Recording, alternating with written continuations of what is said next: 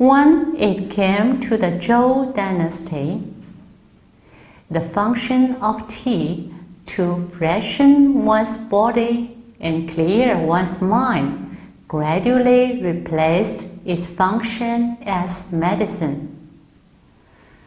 People started drying tea leaves to better preserve it. When they made tea, they put the leaves into the hollowware and made a kind of thick soup. The princes of the Zhou dynasty were used to this thick soup, but due to its bitterness, it didn't catch on. In the Han dynasty, both the collecting and processing of wild tea leaves were improved. Tea became a tasteful drink and was fancied by the nobles, and it became very popular among them.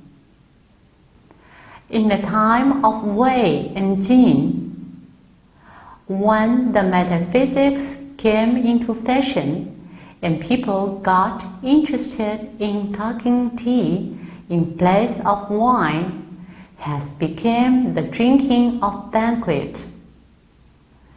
People preferred tea's freshness and purity to wine's violence and intoxication.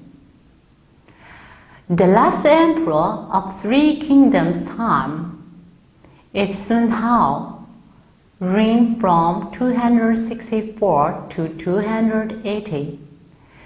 He asked his minister to drink 6 liters of wine every time he held a banquet.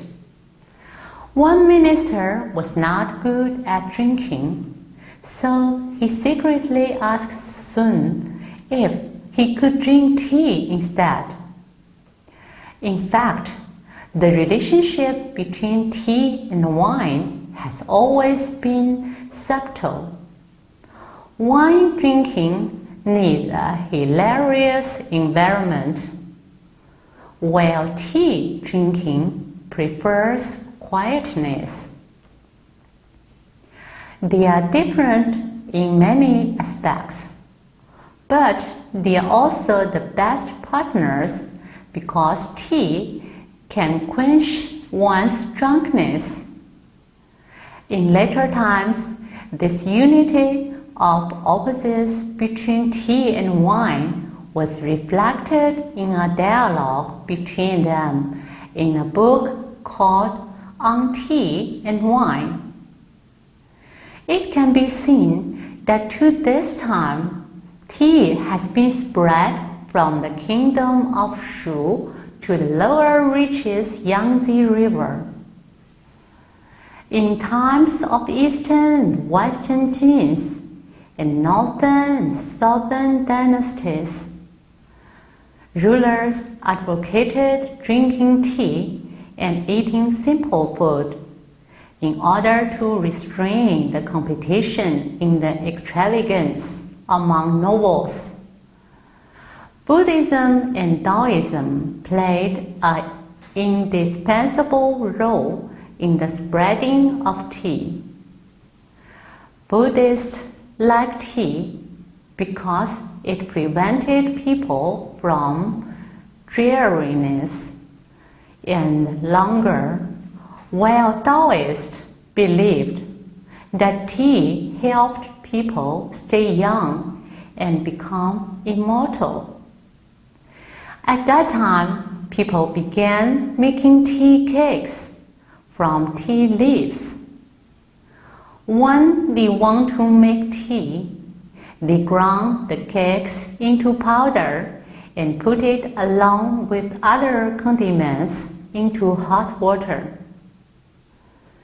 It is said in history that tea started in the Tang dynasty and flourished in the Song dynasty. People in the Tang dynasty invented a method called steaming grain. to get rid of the flavor of grass from the tea leaves. They picked tea leaves, ground them after steaming, made them into cakes, dried them, and then sealed them up for keeping. There are many ways to call tea before Tang. One of them was Tu, a Chinese character meaning bitter. Tang people crossed off one stroke and changed it into Cha. This character has many interesting connotations in its shape. The bottom is Mu, meaning wood. The top is Cao, meaning grass. Between them is Ren, meaning people. This suggests the harmony between human being and nature. It was also in Tang that tea house in its real sense came into being. In some big cities were tea shops. They made tea for their customers, and the tea leaves in their shops were mountainous. Poems and articles dedicated to tea also appeared. A large group of poets like Lu Tong and Bai Juyi all wrote about tea. Furthermore, Tang possessed the first definitive commentary on tea, the Classic of Tea, which was the first of its kind in China and in the world as well. The book, which contained a comprehensive summary of all aspects of the culture of tea, including medical function, picking, making, cooking, utensil, etc., was then a complete expression of knowledge on tea. Its author, Lu Yu, was consequently called Saint of Tea by later generations. During this period, tea became the most popular commodity in foreign trade. Japanese Buddhists in China brought tea leaves back to Japan. For the sake of easier transportation, tea leaves were made into bricks. People broke a little piece when they wanted to drink tea. The Song dynasty was a golden age for tea. The business of tea house was even more blooming.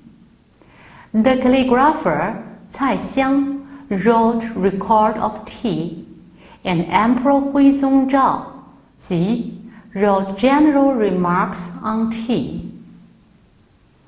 When the Ming dynasty succeeded, the tea culture, which was once damaged by the Mongolians, underwent a renaissance. The familiar dark tea, green tea, and oolong tea were all developed during this time. Zhu Yuanzhang reigned 1368 to 1398. The first emperor of Ming changed raw tea into loose tea, and the tradition has been kept ever since.